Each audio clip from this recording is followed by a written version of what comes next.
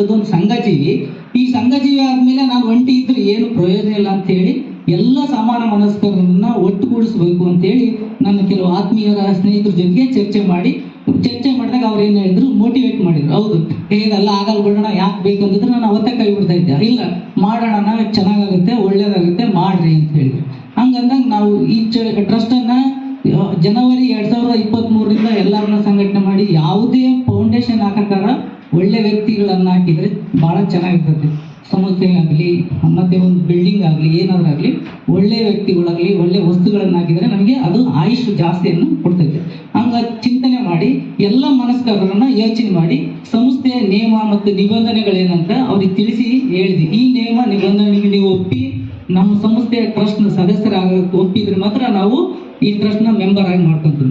ಇಲ್ಲಿ ಉದ್ದೇಶ ಏನಂತಂದ್ರೆ ಇದು ಸಾಮಾಜಿಕ ಕಳಕಳಿಯಿಂದ ರಚನೆ ಆಗಿರ್ತಕ್ಕಂಥ ಒಂದು